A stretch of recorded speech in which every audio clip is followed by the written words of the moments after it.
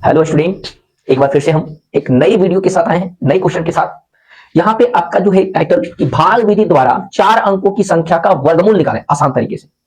तो ध्यान देंगे कि यहाँ पे 2 क्वेश्चन आपके लिए रखा गया है 4096 यानी 4096 और दूसरा क्वेश्चन है आपका 2304 यानी 2304। ये आपका परफेक्ट स्क्वायर है। इसका हम स्क्वायर रूट कैसे निकालेंगे, इसका वर्गमूल कैसे निकालेंगे, तो इससे पहले आपको कुछ स्क्वायर, कुछ नंबर जो है आपके 1 से लेकर 10 तक का जो स्क्वायर है उसके बारे में आपको जानना है। तो 1 का स्क्वायर जिस प्रकार से 1 होता है, 2 का स्क्वायर 4 होता है, 3 का स्क्वायर 9 होता है, इसी प्रकार से n तक आपको यहाँ पे लिखा गया है। ये चीज आपको याद रखना है। तो पहला नंबर क्वेश्चन आपका जो है वो है 4096। इसका हम यदि वर्गमूल निकालेंगे तो किस प्रकार से निकालेंगे, तो देखिए इसमें सबसे पहले हम जोड़ा लगाएंगे, पेयर बनाएंगे। तो दो संख्या का पेयर बनाएंगे तो एक आपका हो गया 96, एक हो गया आपका 40। तो इसमें से पहला जो स्टेप है आपको याद रखना है कि पहला स्टेप जो है वो इसके अनुसार से चलना है। दोनों स्टेप इसी के अनुसार चलना है, लेकिन पहला स्टेप जो है वो इस संख्या के आधार पर देखना है कि किस संख्या का स्क्वायर करेंगे जो इसके बराबर हो या इसके करीब हो, ज्यादा नहीं हो, इसके करीब हो और या इसके बराबर हो। तो देखिए इसमें से कोई भी ऐसी संख्या नहीं है जिसका स्क्वायर करने पर 40 आता है, लेकिन करीब कौन सा है, 40 का करीब कौन सा, ये 36 है। तो यहां पे आपको लिखना है 6, क्योंकि 6 का स्क्वायर 36 होता है। यहाँ पे 6 लिख दिए, और 6 जब यहां लिखेंगे तो यहां भी 6 लिखेंगे, और ये जो 6 यहां लिखे फिर से हम 6 लिखेंगे, यानी जिस संख्या को आप लिखेंगे उसको 3 टाइम लिखना है। एक यहां, दूसरा यहां, तीसरा फिर से इसके नीचे। इसके बाद इसको मल्टीप्लाई कर देना है, इसको मल्टीप्लाई करना है। तो मल्टीप्लाई करेंगे तो मल्टीप्लाई कहां से होगी, यहां से और यहां से। तो 6 को 6 से मल्टीप्लाई करेंगे तो आपका हो जाएगा 36, लेकिन यहां पे होगा आपका प्लस।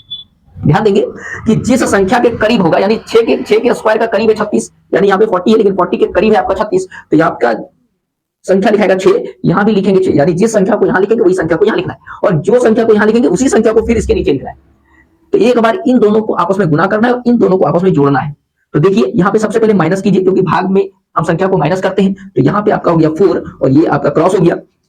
अब जो पेयर में लगा ये संख्या सेम टू सेम उतरेगा, क्योंकि वर्गमूल में आपका एक तरीका ये भी है कि आपकी जो संख्या पेयर हो गया तो एक साथ दोनों संख्या पेयर हुआ संख्या ही नीचे उतरेगी। अब देखिए इसको प्लस करना है, यहाँ पे लिख देंगे 12। अब देखिए ध्यान से समझिएगा, यहाँ पे देखिए कि अब दूसरा कंसेप्ट समझिए कि पहला कंसेप्ट में आपको क्या करना है कि जिस संख्या के करीब है या उसके बराबर है वो संख्या का स्क्वायर हमको ले लेना है, वो संख्या का स्क्वायर ले लिए। दूसरा कंसेप्ट ये है कि ये जो आपका लास्ट वाला जो नंबर बच गया, इसके बाद कोई भी पेयर संख्या नहीं है, तो 496 है। तो 496 का इकाई अंक देखना है कि इकाई का अंक कौन सा है। तो यहाँ पे देखिए 6 है। अब इसमें से देखिए कि इकाई का अंक इसमें कौन कौन संख्या का स्क्वायर है। तो देखिए एक है 4 का स्क्वायर में 6 और एक है 6 के स्क्वायर में 6। तो सबसे पहले हम महत्व देते हैं छोटे वाले को, तो छोटे वाले को देते हैं। तो यहाँ पे 4 लिख के देखिए, तो हमने आपको बताया था कि जो यहाँ लिखिएगा वही यहाँ लिखिएगा, 2 बार हो गया, और एक इसके नीचे लिखना है।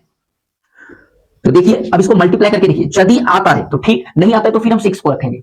तो आपका हो जाएगा 4 चौका 16, 6 बाकी तुम्हें 1, 4 दूनी 8 और 1 9 और 4 का 4 1 का 4, यानी ये आपको प्लस होगा, लेकिन ये गुना जो होगा इसके अनुसार से होगा। तो आपका 496 और ये आपस में खत्म हो गया। अब इसको प्लस कर दीजिए, इससे कोई दिक्कत नहीं है, लेकिन आपकी कोई संख्या भी नहीं है और पूरी भाग लग गई, इसलिए हम वर्गमूल के तौर पे आपको लिखना है 64, यानी 4096 का जो स्क्वायर रूट यानी वर्गमूल होता है वो आपका 64 होता है, और यही इसका आंसर है। तो वीडियो कैसा लगा, कैसा आपको समझ में आया, ये आप लोग देखिए। और ये जो आपका है 2304 का वर्गमूल जो है वो आप लोग इस मेथड से बना के देखिए कि कितना आसान है, कैसे बनता है, और ये कमेंट में भेजिए कि इसका आंसर कितना है। तब तक के लिए धन्यवाद।